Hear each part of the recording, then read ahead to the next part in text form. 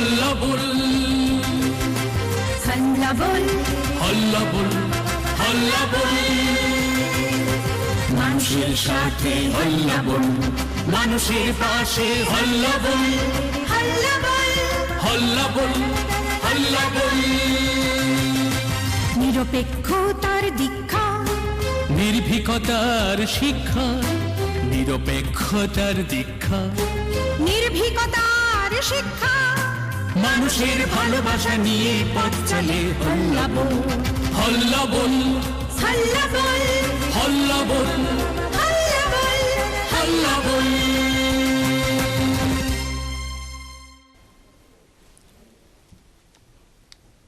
আপনারা দেখছেন হাল্লা বল, চোখ রাখবো সারাদিনের গুরুত্বপূর্ণ খবরে। শুরুতেই শিরোনাম।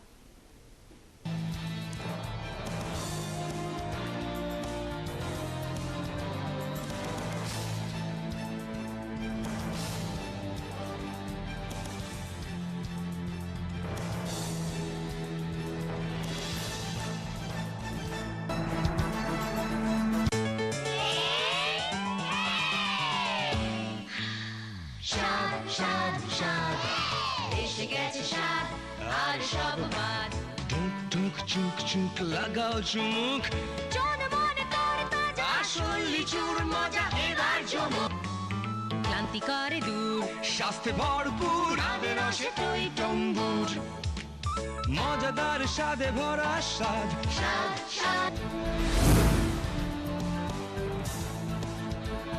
আগামী 15 দিনের মধ্যে রাজধানী রিকশা চালনার ক্ষেত্রে নিষেধাজ্ঞা জারি করেছে উচ্চ আদালত। মঙ্গলবার এ রায় ঘোষণা হয়। আগামী 23 ফেব্রুয়ারি ত্রিপুরা বারের নির্বাচন। ভোট গ্রহণ শুরু হবে সকাল 9টায়, শেষ হবে দুপুর 1টায়।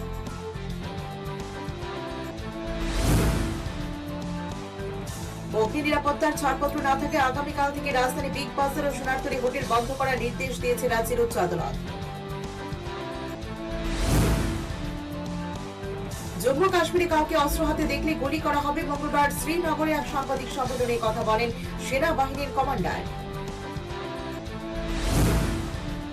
পুলওয়ামা ঘটনার প্রেক্ষিতে কোন রকম অশান্তি এড়াতে আগামী 48 ঘন্টার মধ্যে রাজস্থানের বিকানের থেকে পাকিস্তানেতে চলে যাওয়ার নির্দেশ সেখানকার জেলা শাসকের।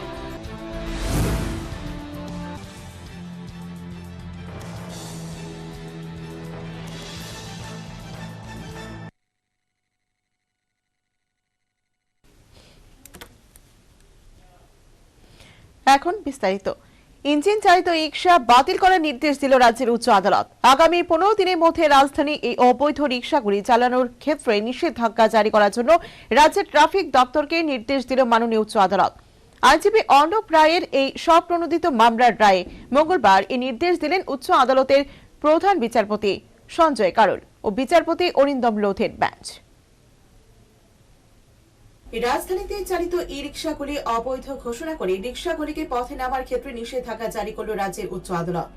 মঙ্গলবার ই রিকশা সংক্রান্ত একটি স্বপ্রণোদিত মামলার রায়ে রাজ্যের ট্রাফিক দপ্তরকে আগামী 15 দিনের মধ্যে রাজধানীর সমস্ত ই রিকশাগুলি পথে নামার ক্ষেত্রে নিষেধাজ্ঞা জারি করার নির্দেশ দেয় উচ্চ আদালত।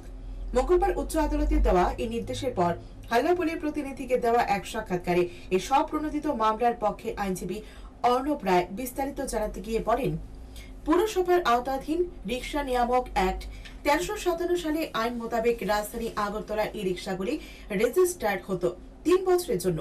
এরপর শুধুমাত্র সময় অনুযায়ী রিনিউ করলেই হতো। কিন্তু দেখা যায় কিছুদিন পর কিছু সংখ্যক রিকশা চালক তাদের রিকশাগুলিতে একটি ইঞ্জিন লাগিয়ে নেয়। ওই ইঞ্জিনের মাধ্যমে খুব অল্প সময়ের মধ্যে রিকশা চালকরা বহুদূর যেতে পারে এবং যা চালানো সহজ হয়ে যায়।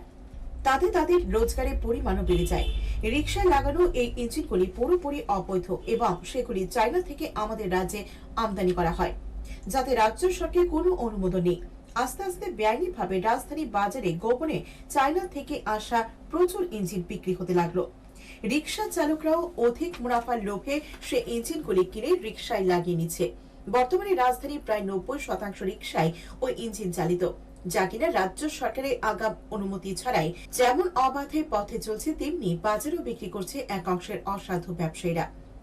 আর এই ইঞ্জিন চালিত রিকশায় ভয়ে পথ চলতে মানুষের যেমন পথ চলতে অসুবিধা হচ্ছে, তেমনি যে কোনো সময় যে কোনো ধরনের দুর্ঘটনা ঘটারও সম্ভাবনা থেকে যাচ্ছে, যা বিগত দিনগুলিতে অনেক দুর্ঘটনা ঘটেছে। এ প্রসঙ্গে তিনি আরো জানান, 2014 সালে রাজ্যে রিক্সা রেগুলেটরি অ্যাক্ট নামে একটি নতুন আইন বের করা হলেও ওই আইন সংক্রান্ত যাবতীয় নিয়মগুলি রাজধানী রিক্সা চালকগণ মেনে চলেন না। ফলে বাধ্য হয়ে সাধারণ মানুষের মঙ্গলার্থে এই স্বপ্রণোদিত মামলাটি করা হলো বলেও আইনজীবী অর্ণব রায় জানান। শহরের মধ্যে ই রিক্সাগুলি আগরতলা পৌরসভার আন্ডারে রিক্সা নিয়ামক অ্যাক্ট 1357 সনে যে আইনটা ছিল, ওইটার মাধ্যমে এই রিক্সাগুলি আগরতলাতে রেজিস্টার্ড হতো এবং ওইটা রেজিস্টার হওয়ার পরে 3 বছরের জন্য আর রেজিস্ট্রেশন করতে লাগতো না, আবার রিনিউয়াল করতে লাগতো। তো দেখা গেছে কিছুদিন পরে এটার মধ্যে কিছু সংখ্যক রিক্সা চালক ভাইরা এর মধ্যে ইঞ্জিন লাগিয়ে দিচ্ছিল, যে ইঞ্জিনটা মানে পুরোপুরি অবৈধ এবং সেটা চায়না থেকে ইম্পোর্ট করা থাকতো এবং ত্রিপুরা সরকারও কোনো রেভিনিউ বা কোনো ডিলার মারফত এটাকে বিক্রয় কেনা বেচা করতো না। তো আলটিমেটলি এটা এরকম একটা পর্যায়ে পৌঁছায়, মোটামুটি 90% রিক্সার মধ্যেই দেখা গেছে মানে আগাম কোনো মানে না নিয়ে, পারমিশন না নিয়ে এটার মধ্যে রিক্সার মধ্যে এই মোটরগুলি ফিট করে দেওয়া হতো এবং এটা হওয়ার পরে প্রচণ্ড দ্রুত গতিতে আগরতলা শহরের প্রাণকেন্দ্রে, তো এই ক্ষেত্রে পুরোপুরি ব্যাপারটাই মানে খুব রিস্কি হয়ে যাচ্ছিল। আমার চোখের সামনে 2-3টে ঘটনা ঘটেছে যেখানে দেখা গেল যে রিক্সার থেকে অ্যাক্সিডেন্ট করে চাকাটা বডির থেকে আলাদা হয়ে যায় এবং এটার পরে কি হয়, রিক্সাটা একদম এক পাশে কাত হয়ে পড়ে যায়। তো এই সময় যদি কোনো একটা মানে গাড়ি দ্রুত গতিতে এসে কোনো চালক মানে কোনো প্যাসেঞ্জারকে যদি আঘাত করে, এই ক্ষেত্রে ওরা। মঙ্গলবার উচ্চ আদালতের মাননীয় প্রধান বিচারপতি সঞ্জয় কারোল এবং বিচারপতি অরিন্দম লোধের বেঞ্চ এই রায় ঘোষণা করে। গত 19 ডিসেম্বর ইঞ্জিন চালিত রিক্সা নিষিদ্ধ করার জন্য স্বপ্রণোদিত এই মামলাটি দায়ের করা হয়েছিল উচ্চ আদালতে। Bureau report, হালাপুর।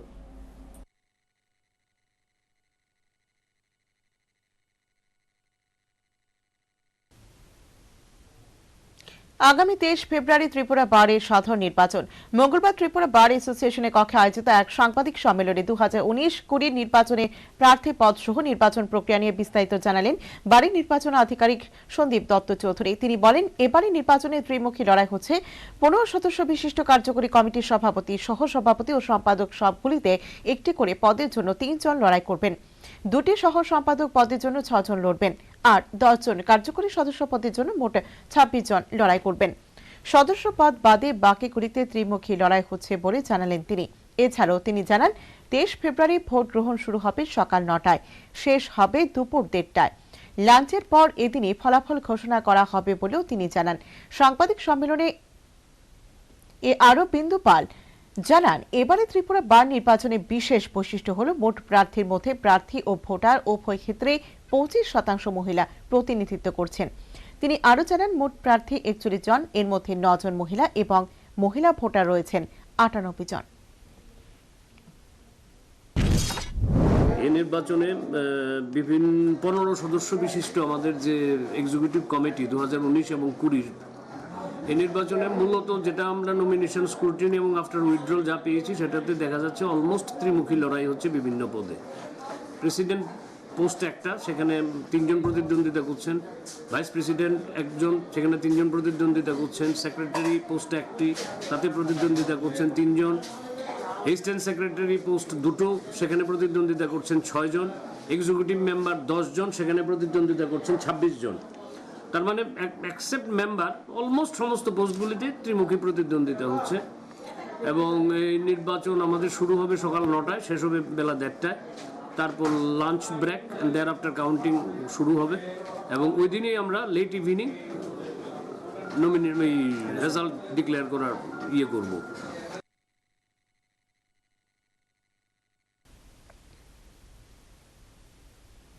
অগ্নি নিরাপত্তার প্রয়োজনীয় ছাড়পত্র না থাকায় আগামীকাল দুপুর 12টার পর থেকে রাজধানী বিগ বাজার ও সোনারতরী হোটেল বন্ধ করে দেওয়ার নির্দেশ দিল মাননীয় উচ্চ আদালত। মাননীয় প্রধান বিচারপতি এবং বিচারপতি অরিন্দম লোধের ডিভিশন বেঞ্চ মঙ্গলবার এই নির্দেশ দেয়। আগামী শুক্রবার ফের এই মামলার শুনানি হবে। হল্লাবলকে দেওয়া এক প্রশ্নের উত্তরে বিস্তারিত জানাতে গিয়ে অ্যাডভোকেট জেনারেল অরুণ কান্তি ভৌমিক জানান, মাননীয় হাইকোর্ট এবং ডিভিশন বেঞ্চ একটি রায় ঘোষণা করলেন, সেটা কোন দুটো জিনিস এবং কোন কোন দুটোকে? হাইকোর্টের ডিভিশন বেঞ্চ মাননীয় প্রধান বিচারপতি সঞ্জয় করল এবং জাস্টিস অরিন্দম লোধ, এই বেঞ্চ আজকে আদেশ দিয়েছেন সোনার তরী হোটেল এবং বিগ বাজার আগামীকাল দুপুরের পরে কোনো বাণিজ্যিক কাজ করতে পারবে না, মানে বন্ধ থাকবে পরবর্তী নির্দেশ না দেওয়া পর্যন্ত।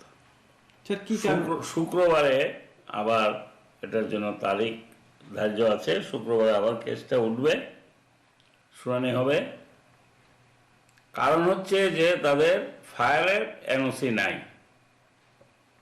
মানে অগ্নি নির্বাপক দপ্তর থেকে ওটা লাগে, এনওসি লাগে এই সমস্ত বাণিজ্যিক প্রতিষ্ঠান চালাতে হলে। তো তাদের বর্তমানে এনওসি নাই, সেই জন্য এটাকে বন্ধ রাখা হয়েছে। এবং এনওসির ব্যাপারে ওই ফায়ার সার্ভিস ডাইরেক্টরেট থেকে ইন্সপেকশন করার কথা বলা হয়েছে, পরবর্তী রিপোর্টের উপর নির্ভর করবে সেটা কবে খুলবে। যদি এনওসি থাকে তাহলে চালাতে পারবে, এনওসি যদি ইস্যু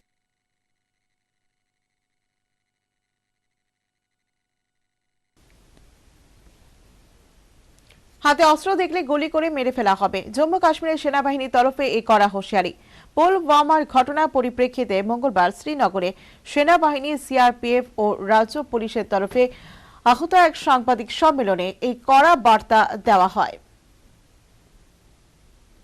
জম্মু কাশ্মীরে কাউকে অস্ত্র হাতে দেখলে গুলির নির্দেশ, পুলওয়ামার ঘটনার পরিপ্রেক্ষিতে কড়া হুঁশিয়ারি দিল সেনাবাহিনী। মঙ্গলবার শ্রীনগরে সেনাবাহিনী, সিআরপিএফ এবং রাজ্য পুলিশের তরফে আহত এক সাংবাদিক সম্মেলনে সেনাবাহিনীর চিনার কর্পসের corps commander lieutenant general Kanwaljit Singh Dhillon এ হুঁশিয়ারি দেন। এক কড়া বার্তায় কর্পস কমান্ডার বলেছেন, আমি জানাতে চাই, পুলওয়ামা হামলার 100 ঘন্টার মধ্যেই পাকিস্তান থেকে পরিচালিত জৈশ-ই মোহাম্মদকে উপত্যকা থেকে সম্পূর্ণ উপড়ে ফেলা হয়েছে। তিনি বলেছেন যে কেউ অস্ত্র হাতে তুলবে তাকেই গুলি করে নিশ্চিহ্ন করে দেওয়া হবে, উপত্যকায় আর কোনো রকম নাশকতা বরদাস্ত করা হবে না। তিনি আরো বলেছেন, এতে সন্দেহ নেই পাকিস্তানি সেনা আর আইএসআই পুলওয়ামার ঘটনায় জড়িত। জৈশ পাকিস্তানি সেনার সন্তান মাত্র। I would also like to tell one thing to the parents of the local youth, especially the mothers, because I understand and I know in a Kashmiri society, mother has a great role to play. Through you, I would request all the mothers of Kashmir to please request their sons who have joined terrorism to surrender and get back to the mainstream. Anyone who has picked up gun in Kashmir will be eliminated unless he surrenders. And this is a message and a request to all the mothers. Please tell your children to surrender. There is a very good surrender policy being initiated by the government so that they can join the mainstream and pursue with their life and their future course. Otherwise, anyone, as I said earlier, anyone who has picked up a gun will be killed and eliminated unless he surrenders. Corps commander বলেছেন, যেসব কাশ্মীরিদের সন্তানরা সন্ত্রাসবাদের সঙ্গে যুক্ত তাদের অনুরোধ আপনাদের সন্তানদের বোঝান তারা যেন অবিলম্বে সন্ত্রাসবাদের পথ ছেড়ে আত্মসমর্পণ করে, তাহলে সামাজিক সুরক্ষা মিলবে। তিনি আরো বলেছেন, পুলওয়ামার মতো হামলা কাশ্মীরে দীর্ঘদিন বাদে হয়েছে, ভবিষ্যতে এই ধরনের হামলা রুখতে সব রকম পথ খোলা রাখা হয়েছে। এছাড়াও তিনি পুলওয়ামার হামলায় সন্ত্রাসবাদীদের ব্যবহৃত বিস্ফোরক সম্পর্কে সব জানলেও তদন্তের স্বার্থে কিছু জানানো যাবে না বলেও জানিয়েছেন। সাংবাদিক সম্মেলনে সিআরপিএফ এর আধিকারিক জুলফিকার হোসেন বলেছেন, পুলওয়ামা হামলার পর প্রবাসী কাশ্মীরিদের সাহায্যার্থে সিআরপিএফ এর পক্ষ থেকে একটি হেল্পলাইন নম্বর দেওয়া হয়েছে। হামলার পর থেকে ওই নম্বরে বহু কাশ্মীরি ছাত্র ফোন করে তাদের কাছে সাহায্য চেয়েছেন। তিনি আরো বলেছেন, যেসব কাশ্মীরি ছাত্রছাত্রীরা বাইরে পড়াশোনা করছে তাদের সকলকে সেনাবাহিনী সুরক্ষা দিচ্ছে। এছাড়াও পুলওয়ামা ঘটনা প্রসঙ্গে তিনি বলেছেন, একটি বিস্ফোরক বোমা গাড়ি এই বিস্ফোরক ঘটিয়েছে। Bureau report, হাল্লাপুর।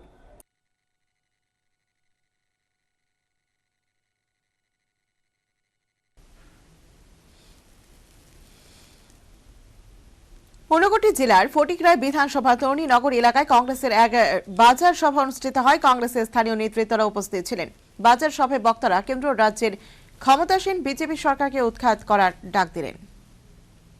আসন্ন লোকসভা নির্বাচনকে সামনে রেখে রাজ্য এবং কেন্দ্রের ক্ষমতাসীন বিজেপি সরকারকে গদি থেকে উৎখাত করতে লড়াইয়ের ময়দানে কোমর বেঁধে নেমে পড়েছে কংগ্রেস দল। যে করেই হোক লোকসভা নির্বাচনকে পাখের চোখ করে কেন্দ্রের বিজেপি সরকারকে হাঁটাতে মরিয়া কেন্দ্র সহ রাজ্যের কংগ্রেস। এক কথায় ক্রমান্বয়ে শক্তিশালী হয়ে উঠছে ভারতের জাতীয় কংগ্রেস। রাজ্যে ও বিধানসভায় ক্ষমতার পালাবদলের পর থেকেই পাল্লা ভারী হতে শুরু করেছে কংগ্রেসের। দলের উদ্যোগে প্রায় প্রতিদিনই রাজ্যের বিভিন্ন প্রান্তে চলছে প্রচার কর্মসূচি। কেন্দ্রীয় নেতৃত্বরাও হামেশাই ছুটে আসছেন রাজ্য কংগ্রেসের ভিত মজবুত করতে। বিভিন্নভাবে সংগঠনকে শক্তিশালী করার লক্ষ্যে রাজ্যের নেতা সহ কর্মীদের পাঠ দিয়ে যাচ্ছেন কেন্দ্রীয় নেতৃত্বগণ। আর কংগ্রেসের এই উত্থান এবং তৎপরতায় চিন্তার ভাঁজ পড়েছে রাজ্য এবং কেন্দ্রের বর্তমান শাসক দলীয়দের কপালে। লোকসভা নির্বাচনের প্রচার কর্মসূচির অঙ্গ হিসেবে ঊনকোটি জেলার ফটিকরায় বিধানসভার তরুণীনগর বাজারে এক বাজার সভার আয়োজন করা হয় ফটিকরায় ব্লক যুব কংগ্রেসের উদ্যোগে। সভায় আয়োজনের নেতৃত্বে ছিলেন ফটিকরায় ব্লক যুব কংগ্রেসের সাধারণ সম্পাদক দীনেশ মজুমদার এবং নেতৃত্ব সুখেন্দু বিকাশ সিনহা। সভায় উপস্থিত ছিলেন এনএসইউআই রাজ্য সহসভাপতি রামদাস। সভায় বক্তব্য রাখতে গিয়ে রামদাস বলেন, রাজ্যের বর্তমান ক্ষমতাসীন বিজেপি সরকার একটা জুমলা সরকার, যে সরকারের নেতৃত্বে প্রধানমন্ত্রী এবং দলের সভাপতির ব্যবহার এবং কৃতকর্মী জুমলাবাজি ভরা রয়েছে। এছাড়াও তিনি চ্যালেঞ্জ নিয়ে বলেন, 2019 সালে কেন্দ্র এবং 2023 সালে রাজ্যের গদি থেকে বিজেপিকে উৎখাত করবে কংগ্রেস দলই। সারা ভারতবর্ষের মধ্যে মাত্র 3টি রাজ্যে, ত্রিপুরা, পশ্চিমবঙ্গ এবং কেরল, এই 3টি রাজ্যের মধ্যে মাত্র সিপিএম বিস্তার লাভ করতে পেরেছে। এই 3টি রাজ্যের মধ্যে পশ্চিমবঙ্গ থেকে সিপিএম কে উৎখাত করেছে কংগ্রেস। কেরল থেকে বারবার কংগ্রেস সিপিএম কে উৎখাত করে। এই ত্রিপুরা রাজ্য থেকে 88 সালে সিপিএম কে কংগ্রেস উৎখাত করেছিল। 2019 সালে দিল্লির গদি থেকে আর 2023 সালে ত্রিপুরার গদি থেকে কংগ্রেস বিজেপিকে উৎখাত করবে। আজকে এই মঞ্চ থেকে আমি চ্যালেঞ্জ করছি। এদিনের সভায় অন্যদের মধ্যে উপস্থিত ছিলেন ফটিকরায় ব্লক যুব কংগ্রেস সভাপতি আলিমুল ইসলাম, পিসিসি সম্পাদক চূড়া চাঁদ শর্মা প্রমুখ। Bureau report, হাল্লাবোল।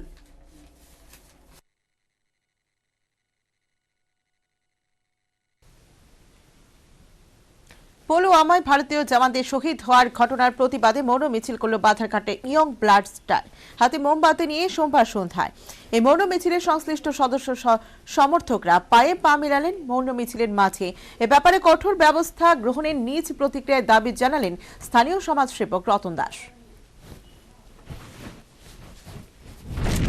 কাশ্মীর মাটিতে 45 জন যে জওয়ান নিহত হয়েছেন, তাদের পরিবার পরিজনদের প্রতি আমরা শোকাহত এবং মর্মাহত, এবং তাদের প্রত্যেকটি পরিবারের প্রতি আমরা আজকে শোকাহত। এবং আমি একজন ভারতের নাগরিক হিসাবে এই দেশের প্রধানমন্ত্রী এবং কেন্দ্রীয় সরকারের কাছে আমি অনুরোধ করছি, আহ্বান রাখছি, এই সমস্ত জওয়ান নিহত হয়েছেন সেই ব্যাপারে ভারত সরকার যেন কঠোর পদক্ষেপ। সন্তগুরু রবিদাসজির 642তম জন্ম মহোৎসব উপলক্ষে যজ্ঞের আয়োজন করেছে উৎসব সমিতি। ভট্টপুকুরস্থিত কালীটিলায় মঙ্গলবার এই যজ্ঞ অনুষ্ঠিত।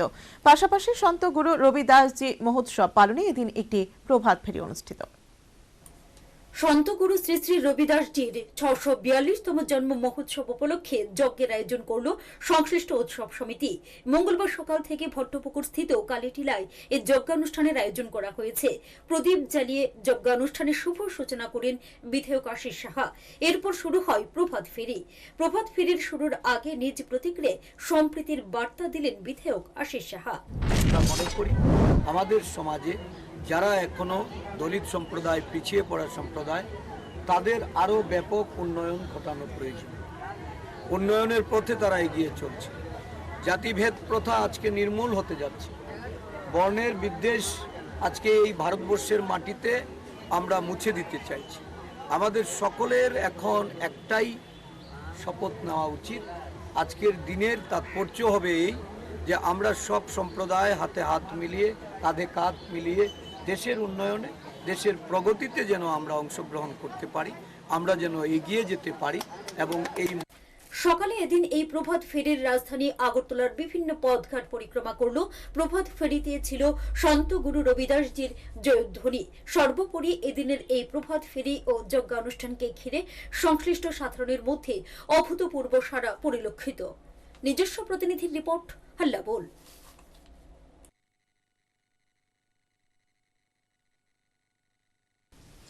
আগামী 48 ঘন্টার সময়ের মধ্যে পাকিস্তানিদের রাজস্থানে বিকানের ছাড়ার নির্দেশ জেলা শাসকের। পুলওয়ামা হামলার প্রেক্ষিতে সেখানে যাতে কোনো অশান্তি না ছড়ায় সে কারণে সেখানকার জেলা প্রশাসনের তরফে এই নির্দেশ জারি করা হয়েছে।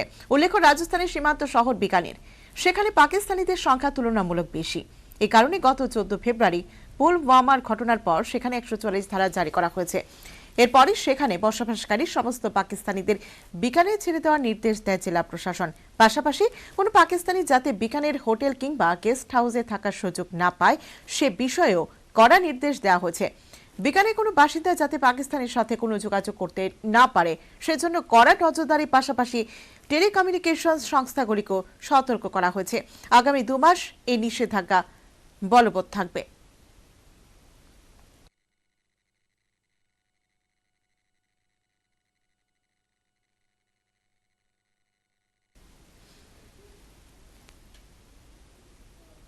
বেঙ্গালুরুতে একটি বায়ুসেনা ঘাঁটিতে দুর্ঘটনা, ভেঙে পড়ে সূর্যকিরণ টিমের 2টি বিমান।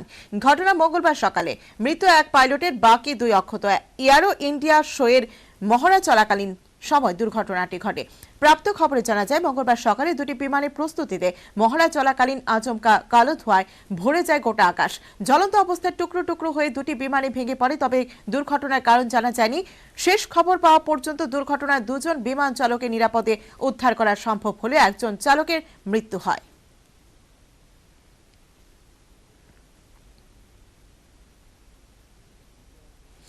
পুলওয়ামায় 42 জন জওয়ান শহীদ হওয়ার ঘটনায় গোটা দেশ জুড়ে অব্যাহত প্রতিবাদের ঝড় চলছে। শহীদ জওয়ানদের স্মৃতি প্রতি শ্রদ্ধা জ্ঞাপন। ঠিক সেভাবে শহীদ জওয়ানদের স্মৃতি প্রতি শ্রদ্ধা জ্ঞাপন করল এগিয়ে চলো সংঘ। নিজ প্রতিক্রিয়ায় সে ভাব ব্যক্ত করলেন এগিয়ে চলো সংঘের প্রবীণ সদস্য চঞ্চল নন্দী।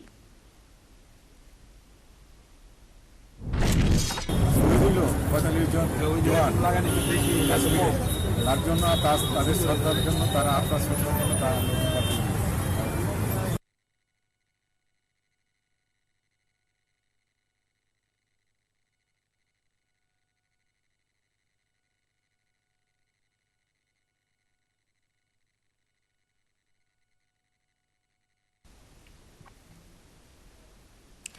আমবাসার 9MS পিস্তল সহ এক যুবক গ্রেপ্তার। ধৃতের নাম সুমন চাকমা। কাঞ্চনজঙ্ঘা এক্সপ্রেস থেকে জিআরপি এই সুমন চাকমাকে পিস্তল সহ গ্রেপ্তার করেছে। সোমবার সন্ধ্যায় আমবাসায় 9MS পিস্তল সহ সুমন চাকমা নামে এক যুবক ধরা পড়েছে। কার্যত গোপন সূত্রের ভিত্তিতে খবর পেয়ে জিআরপি আমবাসার কাঞ্চনজঙ্ঘা এক্সপ্রেসে তল্লাশি চালিয়ে 9MS পিস্তল সহ এই সুমন চাকমাকে গ্রেফতার করেছে। পুলিশের জিজ্ঞাসাবাদে ধৃত জানায় সে শিলাছড়ির বাসিন্দা, বাবা মৃত প্রদীপ চাকমা। সুমন আরও জানায় সে লামডিং থেকে কাঞ্চনজঙ্ঘা এক্সপ্রেসে চেপেছে। আর অপর একটি সূত্রে পাওয়া খবরে জানা গেছে ধৃত বাংলাদেশের বাসিন্দা। সে মাত্র কিছুদিন আগে আগরতলায় অনুপ্রবেশ করেছে। এমনকি আগরতলার গোলবাজার এলাকায় সে নাকি বেশ কিছুদিন জোকালিয়ার কাজও করেছে। যাই হোক, এই সুমন চাকমা কোথা থেকে এই পিস্তল এনেছে এবং কার কাছে তা পৌঁছে দিতে যাচ্ছিল পুলিশ তা জানতে তদন্ত শুরু করেছে। নিজস্ব প্রতিনিধি রিপোর্ট, হাল্লা বল।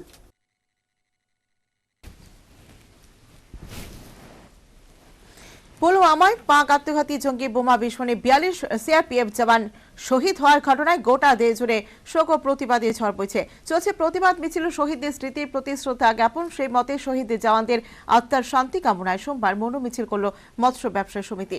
সে কথায় নিজ প্রতিক্রিয়া জানালেন মৎস্য ব্যবসায়ী সমিতির সভাপতি প্রান্তোষ দাস। ফেব্রুয়ারির 14 তারিখে ভারতবর্ষের কাশ্মীরে আততায়ীদের আক্রমণে পাকিস্তানের মদতপুষ্ট উগ্রপন্থীর দ্বারা আমাদের ভারতের বীর সৈনিকরা 42 জনের প্রাণ গেছেন। তাদের আত্মার সদ্গতি কামনার্থে চিরশান্তিতে আমরা মৎস্য ব্যবসায়ী সমিতির পক্ষ থেকে আজকে মৌন মিছিল করলাম। শেষ করার আগে আরো একবার শিরোনাম।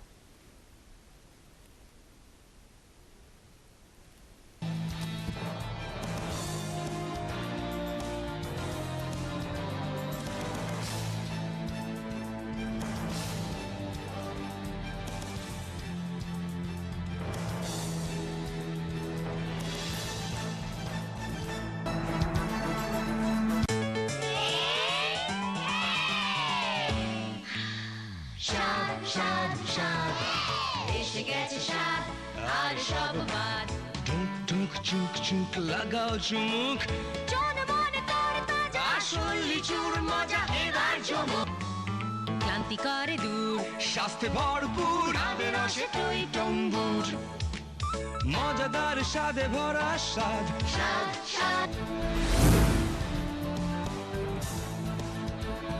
আগামী 15 দিনের মধ্যে রাজধানী রিকশা চালনার ক্ষেত্রে নিষেধাজ্ঞা জারি করেছে উচ্চ আদালত। মঙ্গলবার এ রায় ঘোষণা হয়।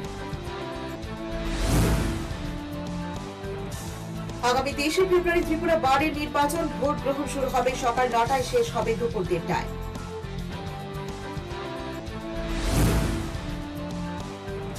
অগ্নি নিরাপত্তার ছাড়পত্র না থাকে আগামীকাল থেকে রাজধানী বিগ বাজার ও সোনারতরী হোটেল বন্ধ করার নির্দেশ দিয়েছে রাজ্যের উচ্চ আদালত। জম্মু কাশ্মীরে কাউকে অস্ত্র হাতে দেখলে গুলি করা হবে। মঙ্গলবার শ্রীনগরে এক সাংবাদিক সম্মেলনে কথা বলেন সেনাবাহিনীর কমান্ডার। পুলওয়ামা ঘটনার প্রেক্ষিতে কোন রকম অশান্তি এড়াতে আগামী 48 ঘন্টার মধ্যে রাজস্থানের বিকানের থেকে পাকিস্তানিতে চলে যাওয়ার নির্দেশ সেখানকার জেলা শাসকের।